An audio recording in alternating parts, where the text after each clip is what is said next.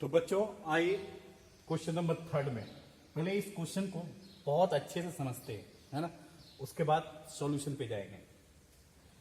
Question कह रहा है कि इलेक्ट्रिक डायपोल है, दो चार्ज का सिस्टम होगा -q एंड +q, दोनों के बीच सेपरेशन 2l है और इलेक्ट्रिक डायपोल मोमेंट का जो डायरेक्शन है -q टू +q, और इलेक्ट्रिक डायपोल की मोमेंट की जो वैल्यू होती है इलेक्ट्रिक डायपोल मोमेंट की वो होती है q इंटू 2l। क्लियर, इतना आपको मालूम है। अब जो हम कहना चाहते हैं यहाँ पे जो इलेक्ट्रिक डायपोल मोमेंट जो दिख रही है किस डायरेक्शन में दिख रही है, -q to +q। Electric dipole moment का डायरेक्शन और इलेक्ट्रिक फील्ड का डायरेक्शन दोनों क्या है, सेम है। मतलब दोनों के बीच एंगल कितना होगा, 0 डिग्री। तो हम पूरा बोलेंगे कि ये जो पूरा सिस्टम है कैसा है, तो स्टेबल इक्विलिब्रियम में है। क्यों है, देखो हियर हमने लिख दिया, हियर इलेक्ट्रिक डायपोल, ये जो इलेक्ट्रिक डायपोल है इज इन स्टेबल इक्विलिब्रियम। ये इलेक्ट्रिक डायपोल स्टेबल इक्विलिब्रियम में है। क्यों, क्योंकि फोर्स तो 0 लग ही रहा है, नेट फोर्स इधर प्लस और इधर माइनस, नेट फोर्स कितना 0। टॉर्क भी क्या लगा है 0, क्योंकि थीटा का वैल्यू कितना है 0, तो टॉर्क भी 0, फोर्स भी 0, थीटा इक्वल टू 0। क्यों, क्योंकि इलेक्ट्रिक डायपोल मोमेंट का डायरेक्शन और इलेक्ट्रिक फील्ड का डायरेक्शन दोनों एक ही डायरेक्शन, दोनों सेम डायरेक्शन में है, दोनों पैरेलल है, electric dipole moment and electric field, है ना। तो हम बोलेंगे यहाँ पे जो इलेक्ट्रिक डायपोल का जो सिस्टम है वो क्या है, स्टेबल इक्विलिब्रियम सिस्टम में है। क्लियर। अब जो हम इसमें क्वेश्चन पूछ रहे हैं वो क्वेश्चन क्या है, ये क्वेश्चन में क्या पूछा जा रहा है वो चीज समझिए। ये तो हम समझ गए स्टेबल इक्विलिब्रियम में है। तो here electric dipole is in stable equilibrium.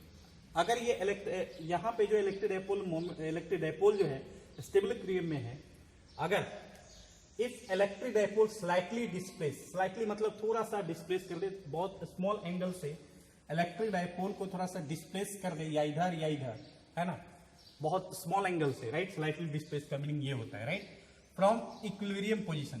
तो यहाँ पे तो ये ऑलरेडी इक्विलिब्रियम पोजीशन है, स्टेबल इक्विलिब्रियम पोजीशन पे। अगर इस स्टेबल इक्विलिब्रियम पोजीशन से स्लाइटली अगर इलेक्ट्रिक डायपोल को डिस्प्लेस कर दिया जाए, चाहे इधर, है ना, तो then electric dipole is oscillate with small frequency.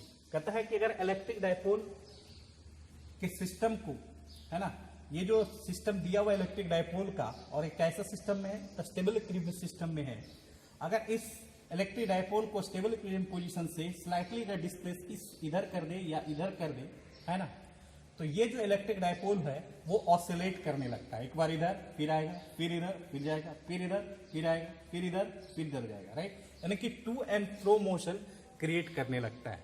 समझ मेरी बात। अगर स्टेबल इक्विलिब्रियम पोजीशन से इलेक्ट्रिक डायपोल को स्लाइटली डिस्प्लेस करते हैं तो वो इलेक्ट्रिक डायपोल ऑसिलेट करने लगता है विथ स्मॉल फ्रीक्वेंसी, है ना। ये क्वेश्चन कह रहा है ना।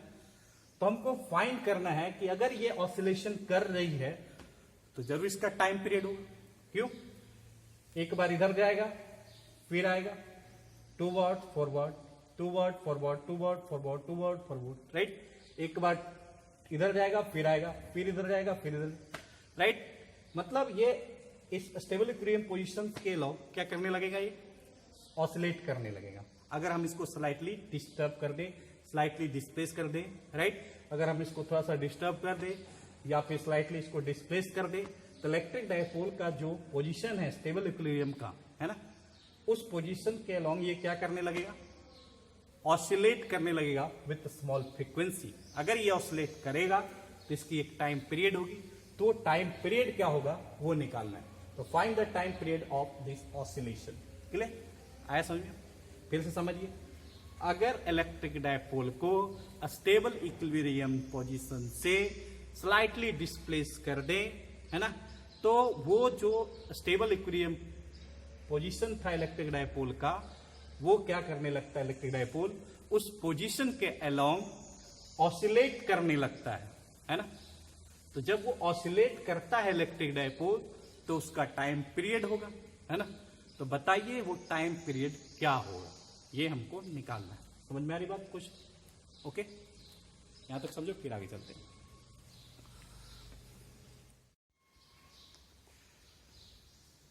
तो बच्चों आते हैं इसके सॉल्यूशन पे, है ना, कि अगर इलेक्ट्रिक डायपोल के सिस्टम को यानी स्टेबल के पोजीशन से इलेक्ट्रिक डायपोल को स्लाइटली डिस्प्लेस कर दिया जाए तो इलेक्ट्रिक डायपोल ऑसिलेट करने लगता है about the position of equilibrium, right.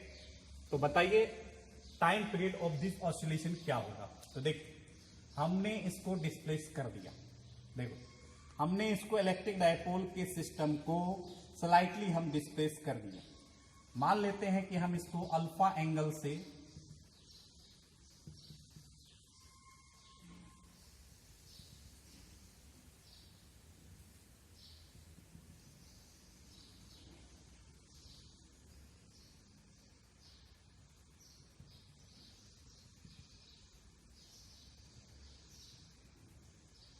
मान लेते हैं हम इस इलेक्ट्रिक डायपोल के स्टेबल इक्विलिब्रियम पोजीशन से, सॉरी इस इलेक्ट्रिक डायपोल को स्टेबल इक्विलिब्रियम पोजीशन से स्लाइटली डिस्प्लेस कर दिया। कितना एंगल से? अल्फा एंगल से, दिख रहा है। हमने अल्फा एंगल से इस इलेक्ट्रिक डायपोल के सिस्टम को डिस्प्लेस कर दिया, राइट। जैसे ही हम डिस्प्लेस करेंगे तो यहां पे एक फोर्स एक्टिव हो जाएगा क्यूई और यहां पे फोर्स इधर एक्टिव हो जाएगा क्यूई। दोनों फोर्स एक दूसरे के अपोजिट डायरेक्शन में है और डिफरेंट लोकेशन में, मतलब कपलिंग फोर्स है। तो ये दोनों फोर्स क्या करेगा, ये दोनों फोर्स मिला के क्या करने लगेगा, रोटेट करने लगेगा, राइट।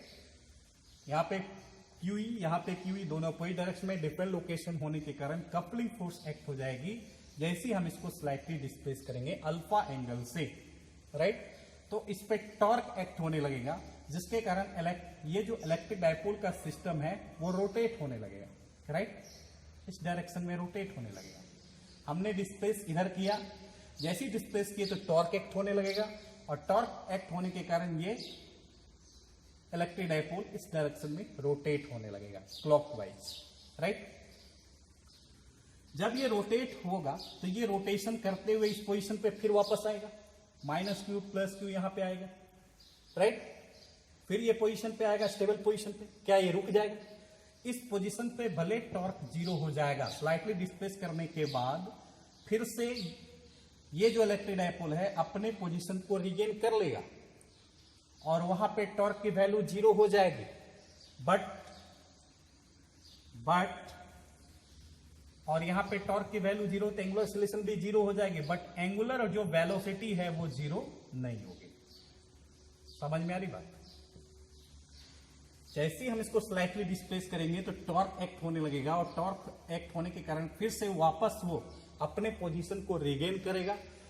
उस रिगेन करने के टाइम में टॉर्क की वैल्यू क्या होगी, इलेक्ट्रिक डायपोल की जीरो होगी, एंगुलर एक्सीलरेशन की वैल्यू जीरो होगी, बट एंगुलर वेलोसिटी की वैल्यू जीरो नहीं होगी, राइट। ओमेगा क्या है? Angular velocity in case of rotational, right. तो यहां पे torque zero, alpha zero, but angular velocity zero नहीं होगी तो फिर से वापस किधर जाएगा ये, फिर ये यहां ना रुक के आगे चला जाएगा।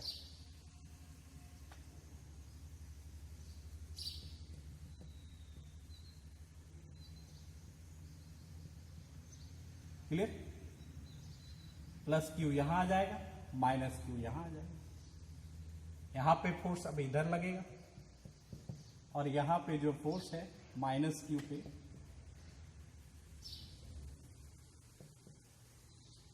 फिर इधर लगेगा। क्लियर? जैसे इसको क्रॉस करेगा स्टेबल इक्विलिब्रियम पोजीशन को स्लाइटली डिस्प्लेस करने के बाद, है ना, जब उस पे टॉर्क लगेगा फिर से वो रिगेन करेगा बट वहां पे इलेक्ट्रिक डायपोल रुकेगा नहीं, आगे चला जाएगा। जैसे ये इस पोजीशन पे आएगा तो इलेक्ट्रिक फोर्स इस डायरेक्शन में काम करने लगता है और यहां पे इलेक्ट्रिक फोर्स इस डायरेक्शन में फोर्स काम करने लगता है। तो अब जो फोर्स लग रहा है ऐसे लग रहा है ना, एक इधर तो एक इधर। तो अब जो रोटेशन होगा उसका चेंज हो जाता है ना। तो जब इसको स्लाइटली इधर डिस्प्लेस करें तो क्लॉकवाइज, जब वो इधर आ गया तो टॉर्क किधर लगा, एंटी क्लॉकवाइज डायरेक्शन। अब ये इस डायरेक्शन में रोटेट होने लगा। क्लियर? तो फिर से समझिए, स्टेबल इक्विलिब्रियम पोजीशन से स्लाइटली हम इधर डिस्प्लेस किए तो इलेक्ट्रिक डायपोल इस डायरेक्शन में रोटेट होने लगा जब इधर डिस्प्लेस किए। लेकिन जब वो अपने पोजीशन को रीगेन कर लिया तो रुका नहीं, तो फिर से वापस इधर आया। जैसे ही इधर आया तो टॉर्क इधर एक्ट होने लगा, है ना। जैसे ही ये स्लाइटली इधर आया तो टॉर्क का इधर रूट एक्ट होने लगा, राइट। इसके इधर इस डायरेक्शन में और इसके नीचे इस डायरेक्शन में टॉर्क एक्ट होने लगा। फिर से वापस वो अपने पोजीशन को रिगेन कर लेगा। फिर torque zero, alpha zero, but omega का value not equal to zero, तो फिर से वापस से इधर जाएगा। फिर टॉर्क इधर एक्टिव हो जाएगा, फिर से रोटेशन इधर होगा, है ना। तो ये प्रोसेस बार बार रिपीट होते रहेगा, है ना। तो हम बोलेंगे कि अगर इलेक्ट्रिक डायपोल को, है ना, स्टेबल इक्विलिब्रियम पोजीशन से स्लाइटली डिस्प्लेस कर दे तो वो जो इलेक्ट्रिक डायपोल है वो ऑसिलेट करने लगेगा about the stable equilibrium position. Clear? समझ रही बात? समझ में आई बात? अगर इधर इसके डिस्प्लेस किए तो टॉर्क उसके अपोजिट में एक्ट होता है, फिर यहाँ पे रुकता नहीं है, फिर नीचे आता है तो टॉर्क का डायरेक्शन चेंज हो जाता है, फिर से वापस वो रिगेन पोजीशन, अपने पोजीशन को रिगेन करना चाहता है। फिर यहाँ पे एंगुलर वेलोसिटी जीरो नहीं होने के कारण फिर से आगे जाता है, फिर से टॉर्क का डायरेक्शन चेंज हो जाता है। तो इस तरह से स्टेबल इक्विलिब्रियम पोजीशन के अबाउट ये जो इलेक्ट्रिक डायपोल का जो सिस्टम है वो ऑसिलेट करता है। जब ऑसिलेट करता है तो बताइए टाइम पीरियड क्या होगा, है ना, और किस टाइप का ऑसिलेशन है।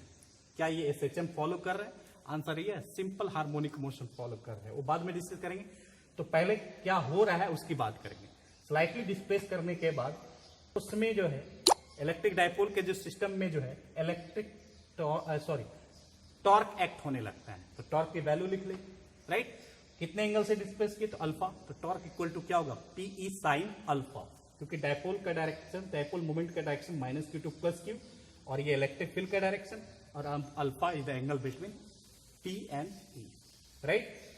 तो टॉर्क की वैल्यू लिखेंगे और हम यहाँ पे देख लेंगे कि ये सिस्टम कैसा है। तो एसएचएम फॉलो कर रहा है ना। फिर उसके बाद एसएचएम से कंपेयर कर देंगे, आ जाएगा। ठीक है, यहां तक समझिए, फिर आगे चलते हैं।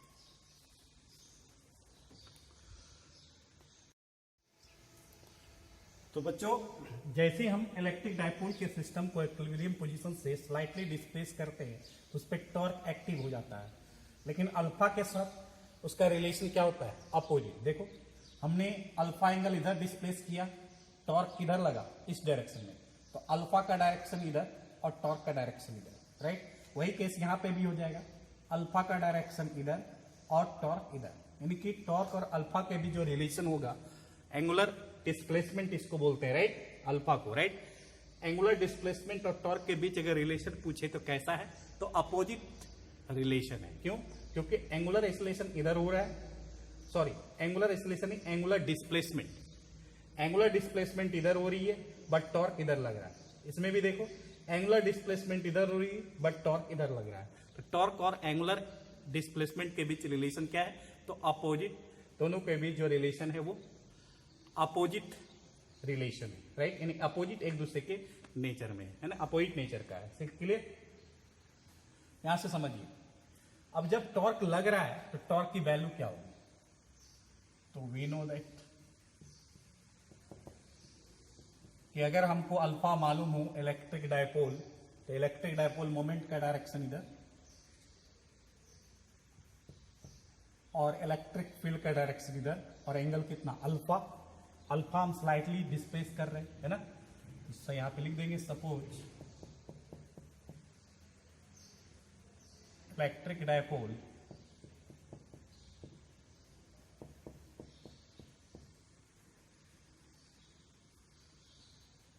Alpha angle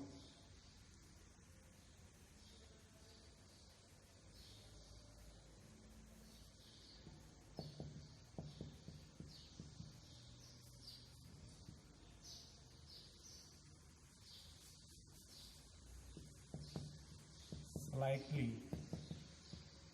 electric dipole slightly displaced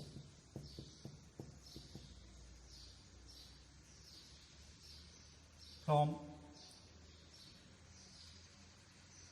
slightly displaced alpha angle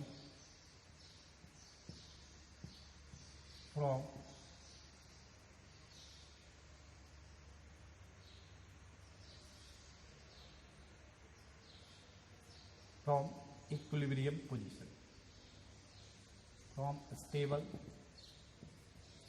equilibrium position। Clear? तो तो हमने मान लिया कि suppose electric dipole slightly displace alpha angle from stable equilibrium. Stable equilibrium position से हमने इलेक्ट्रिक डायपोल को अल्फा एंगल से डिस्प्लेस कर दिया। तो हम देखें कि जैसे ही हम डिस्प्लेस करते हैं तो अल्फा एंगल का डायरेक्शन इधर, बट टॉर्क का डायरेक्शन अपोजिट हो जाता है।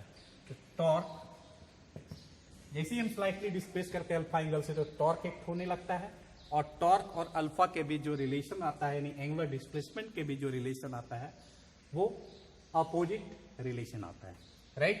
तो टॉर्क इक्वल टू पहले लिख लेते हैं, क्या होगा, पीई साइन थीटा, थीटा के जगह यहाँ पे क्या होगा, sine alpha. Here alpha is slightly displace, है ना, यानी अल्फा जो एंगल हम इसको स्लाइटली डिस्प्लेस कर रहे हैं, मतलब अल्फा का जो एंगल वो अल्फा जो एंगल होगा बहुत स्मॉल हो, वेरी वेरी स्मॉल। क्यों? क्योंकि हम इसको जस्ट स्लाइटली डिस्प्लेस कर रहे हैं, यानी कि बहुत स्मॉल एंगल से इलेक्ट्रिक डायपोल को क्या कर रहे हैं, डिस्प्लेस कर रहे हैं, मतलब डिस्टर्ब कर रहे हैं, सिंपल डिस्टर्ब कर रहे हैं, है ना, स्मॉल एंगल से, right. Here alpha is very very small, so torque, so sin alpha equivalents to alpha। अगर अल्फा बहुत स्मॉल है मतलब अबाउट जीरो, तो साइन जीरो का वैल्यू और alpha zero zero zero, sine alpha बहुत स्मॉल है तो मान लो zero, alpha equal to zero, तो साइन जीरो का वैल्यू जीरो, अल्फा भी क्या है, जीरो, तो साइन अल्फा लिखो या फिर अल्फा लिखो, कोई फर्क पड़ने वाला नहीं है ना। तो अल्फा यहाँ पे बहुत स्मॉल है, क्यों? क्योंकि हम थोड़ा सा इसको क्या किए थे, इक्विलिब्रियम पोजीशन से डिस्टर्ब किए थे, स्लाइटली डिस्प्लेस किए थे, मतलब बहुत स्मॉल एंगल से डिस्प्लेस किए थे, राइट। हम कह सकते हैं कि टॉर्क इक्वल टू क्या हो जाएगा, पीई अल्फा। लेकिन अगर हम पूछे टॉर्क और अल्फा, अल्फा यहाँ पे क्या है, angular displacement, right, angle energy angular displacement, right. अगर हम पूछे टॉर्क और अल्फा हमारा एंगुलर डिस्प्लेसमेंट है, तो दोनों के बीच रिलेशन क्या होगा, तो देखो हम डिस्प्लेस अल्फा इधर किए, एंगुलर डिस्प्लेसमेंट इधर किए, बट टॉर्क इधर लगा, तो एंगुलर डिस्प्लेसमेंट और टॉर्क के बीच रिलेशन क्या होगा, अपोजिट इन नेचर होगा दोनों, टॉर्क और अल्फा एक दूसरे के अपोजिट नेचर का होगा। तो हम अगर रिलेशन की बात करें तो torque equal to minus PE alpha होगा, कोई दिक्कत? This is equation number first. Alpha यहां पे क्या है, एंगुलर डिस्प्लेसमेंट,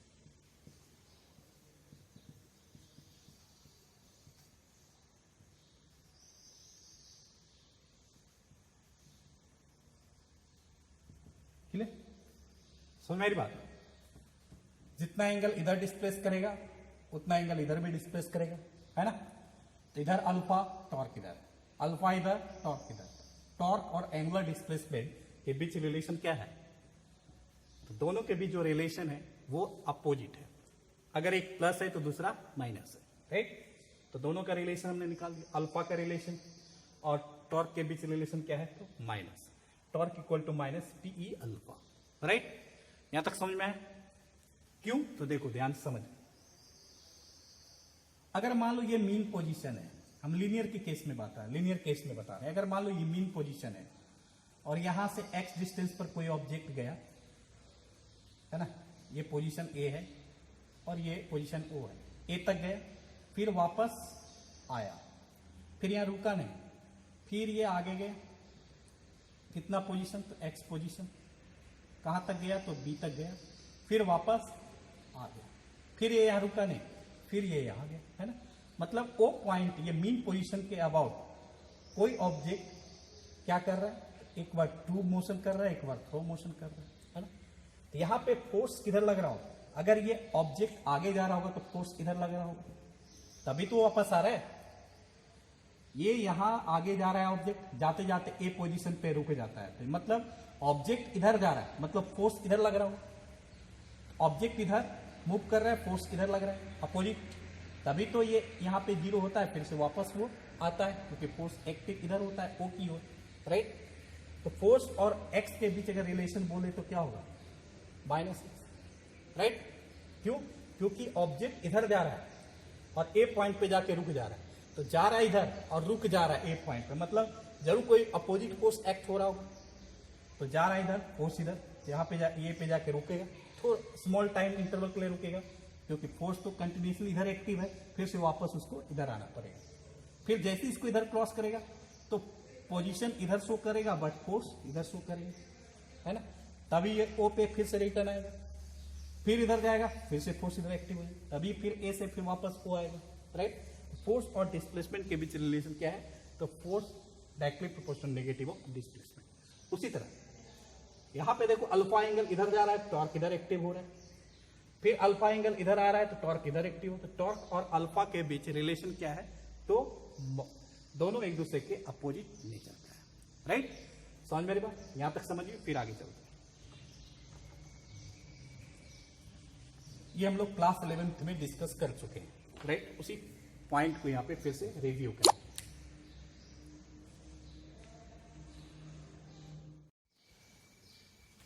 तो बच्चों हमने निकाला torque equal to minus PE alpha, clear.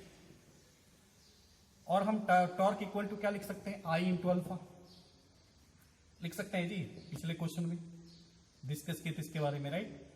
Torque equal to क्या लिख सकते हैं, I into alpha. This is equation number first और this is equation number second. यहां पे अल्फा ना देके थीटा लिख देते हैं, right. Theta is the angular acceleration,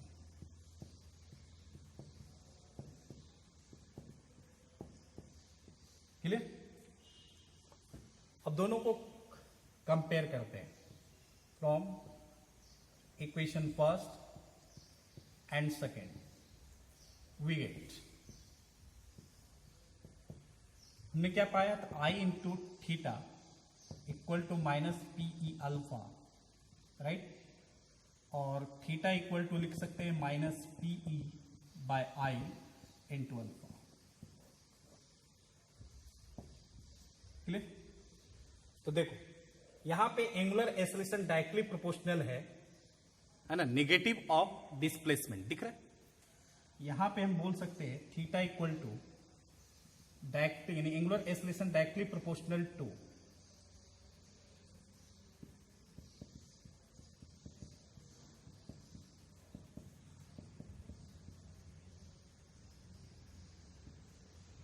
negative of alpha, है कि नहीं, है कि नहीं है ना।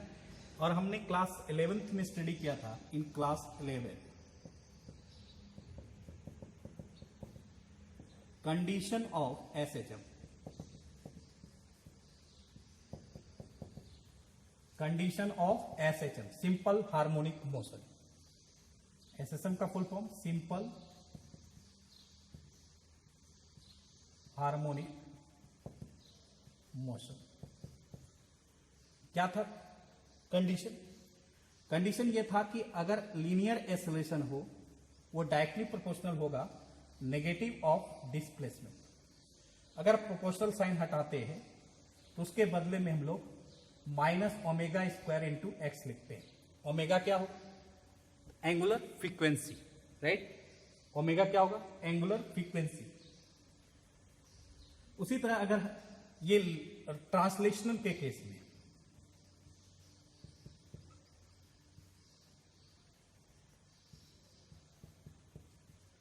अगर ट्रांसलेशन मोशन में कोई ऑब्जेक्ट एक मीन पोजीशन के along to and fro motion कर रहा है तो हम बोलेंगे वो एसएचएम को फॉलो कर रहा है। और एसएचएम का कंडीशन हमारा होता है acceleration directly proportional to negative of displacement. अगर प्रोपोर्शनल साइन हटाते हैं तो उसके बदले में हम ओमेगा स्क्वायर रखते हैं, और इस ओमेगा का जो नेम है वो क्या है, एंगुलर फ्रीक्वेंसी, राइट, मतलब 2πf, क्लियर। ये किस केस में, तो ट्रांसलेशन मोशन के केस में। उसी तरह सिमिलरली अगर एंगुलर मोशन की बात करें तो वहां पे एक्सेलरेशन क्या होगा, तो एंगुलर एक्सेलरेशन होगा थीटा डायरेक्टली प्रोपोर्शनल टू क्या होगा, माइनस अल्फा, राइट। ये डायरेक्टली प्रोपोर्शनल साइन है, अल्फा अल्फा सेम लग रहा है तो हम इसको थोड़ा सा चेंज कर देते हैं, ऐसे लिख देते हैं, क्लियर। तो यहां पे जो है acceleration directly proportional to negative of displacement और angular acceleration directly proportional to negative of angular displacement. अब इसके प्रोपोर्शनल साइन को हटाएंगे तो यहां पे भी क्या लिखना पड़ेगा, alpha equal to minus theta equal to minus omega square into alpha. ये किस केस में, तो रोटेशनल के केस में,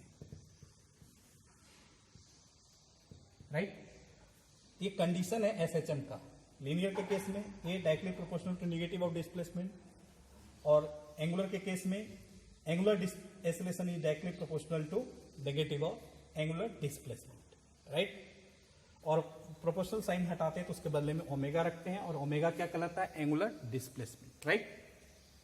तो अगर इस कंडीशन को अगर फॉलो करता है तो हमको टाइम पीरियड निकालना आसान हो जाता है। तो देखिए यहां पे देखिए theta negative of angular displacement है कि नहीं है, देखिए तो theta directly proportional to negative of displacement, दिख रहा है। Angular displacement directly proportional to negative of angular acceleration is directly proportional to negative of angular displacement, है ना।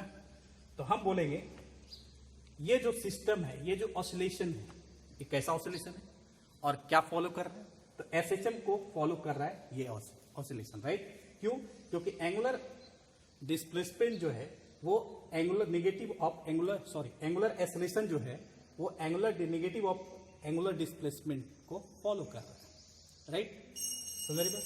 Here angular acceleration directly proportional to negative of angular displacement, we can say that ये जो system है electric dipole का, है ना, ये क्या कर रहा है, तो एसएचएम को फॉलो कर रहा है। क्लियर। तो आते हैं यहां तक समझिए, फिर आगे चलते हैं।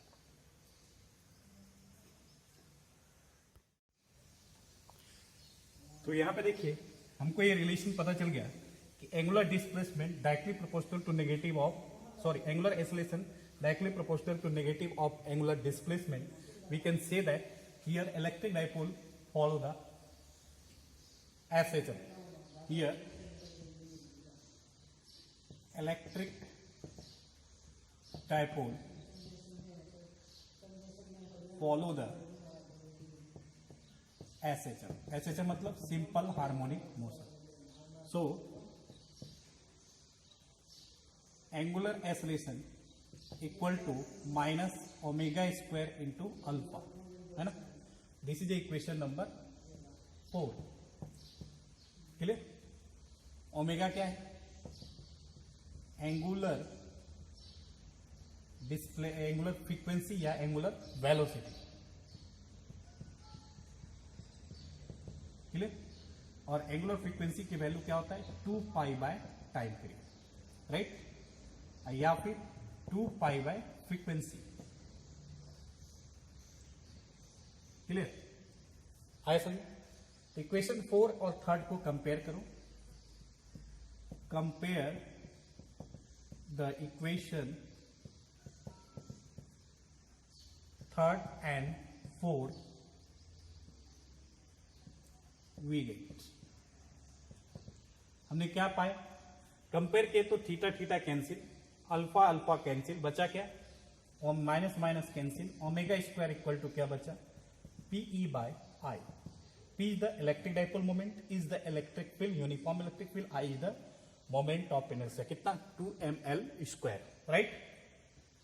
तो ओमेगा इक्वल टू क्या होगा, under root Pe by I, right. और हमको टाइम पीरियड निकालना है तो ओमेगा की जगह 2 पाई बाई टी पुट कर देंगे, आंसर आ जाएगा।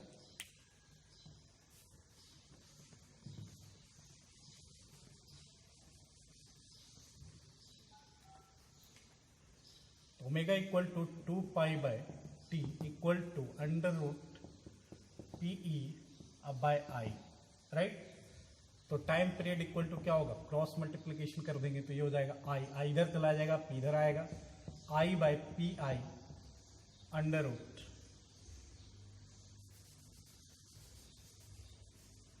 टी इधर ले जाए, आई इधर ले जाए, तो 2 pi under root I by T. This is time period. अगर फ्रीक्वेंसी की बात करें तो 1 by 2 pi into under root Pe by I, that the answer. Clear. Omega equal to 2π/t है ना, t को इधर ले आए तो ये वैल्यू इधर चला जाएगा, ये वैल्यू नीचे आ जाएगा, ये ऊपर ये नीचे, राइट। जब ये नीचे आएगा तो टाइम पीरियड इक्वल टू क्या होगा, आई इधर पी नीचे, आई इधर पी नीचे, राइट, √i/pi। और फ्रीक्वेंसी की बात करें तो 1/2π है ना, 1/2π यानी कि फ्रीक्वेंसी यही रहने देंगे, 2π को इधर ले आएंगे तो pe/i हो जाएगा, राइट, है ना। Frequency equal to 1/2π into √pe/i और टाइम पीरियड 2π √i/2i/pe। आई क्या है तो मोमेंट ऑफ इनर्शिया, पी क्या है इलेक्ट्रिक डायपोल मोमेंट, ई क्या है यूनिफॉर्म इलेक्ट्रिक फील्ड, है ना। और फ्रीक्वेंसी जो होता है वो 1 टाइम पीरियड होता है, तो जैसे इसका अपोजिट हो जाएगा, इसका अपोजिट ये हो जाएगा, राइट, है ना। इसका रेसिप्रोकल लेंगे तो फ्रीक्वेंसी निकल जाएगी, वही की कोई दिक्कत। तो आज का टॉपिक यही रहता है और ये चैप्टर फर्स्ट आपका समाप्त होता है। नेक्स्ट क्लास में कुछ क्वेश्चन डिस्कशन करेंगे, फिर चलेंगे चैप्टर नंबर 2 में, राइट। तो अच्छे से रहिए, मजे से रहिए और मुस्कुराते रहिए, है ना। तो फिर मिलते हैं नेक्स्ट वीडियो में, बाय।